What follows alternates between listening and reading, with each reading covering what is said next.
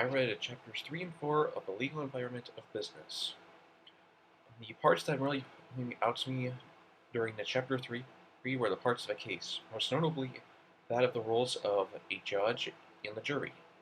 As we all know, the judge is usually the person who is sitting in the high pedestal in front of the entire courtroom to present a case of somebody for doing something wrong.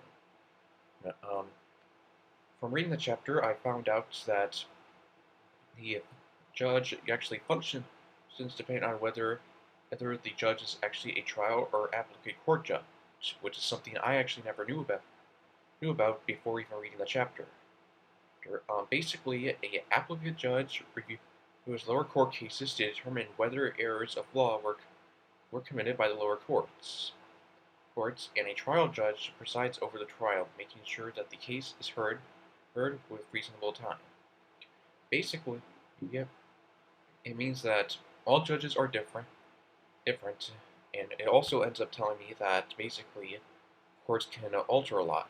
To me, I've always actually thought that every single judge was the same. But basically, what this chapter ended up teaching me is that they are very different depending on what type of case they're dealing with. The other thing that I also pointed out was the types of juries that were in cases. As everybody usually knows, a jury is a group of individuals selected randomly from the geographic area where the court is located. Basically, this means that you could be summoned to do jury duty to help to pay back to your town or community. This is something that I'm pretty sure every single one of us is going to have to do sometime in our lives. From reading the chapter, there's actually two types of juries that was pointed out. There's a pettit jury, which is composed of 12 citizens who have to make a decision on the facts of an issue in a criminal case and to pronounce the defendant guilty or not guilty. This is typically a normal selection of a jury that I typically have seen in the media, and basically what has been shown to probably some of us. The other selection of jury was known as a grand jury. This one is composed of 12 to 23 citizens convene in private to decide whether enough evidence exists to try the defendant for a felony. This basically means that the jury would step out of the courtroom for a little bit to see whether the person who is up at the trial should be granted to see if there's enough evidence to see if they are guilty or not guilty of what they have committed.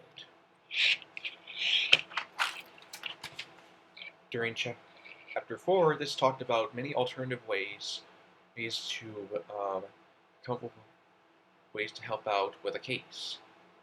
The two that point out to me the most were mediation and arbitration. Mediation is the alternative where the disputed parties select a neutral party to help reconcile their differences by facilitating communication and suggesting ways to solve the problem. This actually persuades the relationship between the parties to a greater extent than what a trial. This basically means that the parties would actually get together and help out to see if there's a way to help solve their problem, like when it comes to deciding whether a person in court is either guilty or not guilty. The other alternative is arbitration, which is an alternative when disputing parties submit their disagreements to a mutually agreed upon neutral decision member or one provided by statute. This alternative has been used so much that it actually has helped with labor disputes over the course of history, meaning that this is a type of way where basically the parties can actually come up with a good reason. During the course of these two chapters, it helped me learn a little bit more about that a law, as well as the events that happen in a typical courthouse, are not the same as always. It was very interesting to know about it, especially because I'm somebody who has never had trouble with the law. It's always been on good behavior.